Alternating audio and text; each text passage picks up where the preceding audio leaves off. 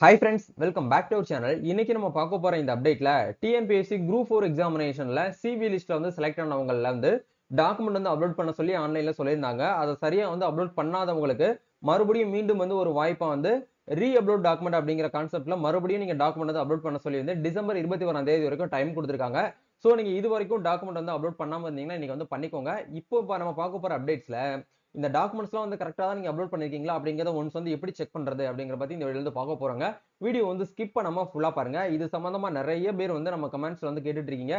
So இது ஒரு வீடியோவாவே upload பண்ணிட்டோம் அப்படின்னா ரொம்ப பெனிஃபிட்டா இருக்கும் அப்படிங்கறதுக்காக தான் உங்களுக்கு ஷேர் பண்ணிருக்கேன். வீடியோ வந்து ஸ்கிப் பண்ணாம ஃபுல்லா பாருங்க.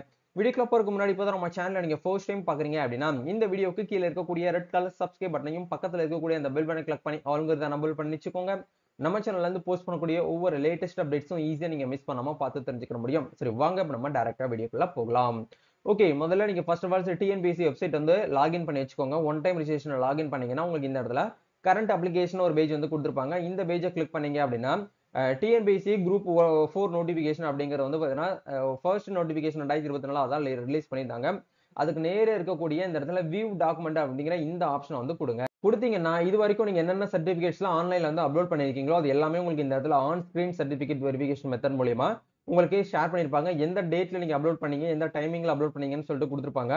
சோ இதை நீங்க வியூ பண்ணி ஒன்ஸ் வந்து இப்போ எஸ்எஸ்எல்சி மார்க் ஷீட்னா எஸ்எஸ்எல்சி மார்க் ஷீட் தான் நீங்க அப்லோட் பண்ணிருக்கீங்களா அப்படிங்கறத இந்த இடத்துல வியூ பண்ணி ஒன்ஸ் வந்து கன்ஃபார்ம் பண்ணிக்கோங்க. மறுபடியும் நீங்க மிஸ் மேட்சா அப்லோட் பண்ணிட்டீங்கன்னா உங்களுக்கு மறுபடியும் ஒரு ஆப்ஷன் வந்து கொடுக்க மாட்டாங்க.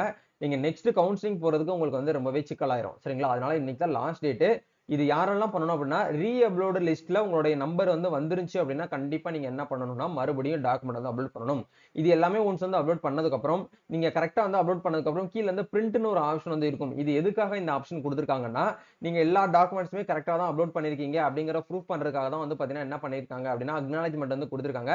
சோ இதுதான் வந்து பாத்தீங்க அப்படின்னா உங்களுடைய அக்னாலஜ்மெண்ட். சரிங்களா? இந்த அக்னாலஜ்மெண்ட் அப்படியே நீங்க என்ன பண்ணிக்கோங்கன்னா ஒன்ஸ் வந்து சேவ் பண்ணி வச்சுக்கோங்க. அப்படி இல்லைன்னா பிரிண்ட் அவுட் போட்டு கூட நீங்க வச்சுக்கோங்க. இது வந்து தேவைப்படாது நீங்க கவுன்சிலிங் போகும்போது.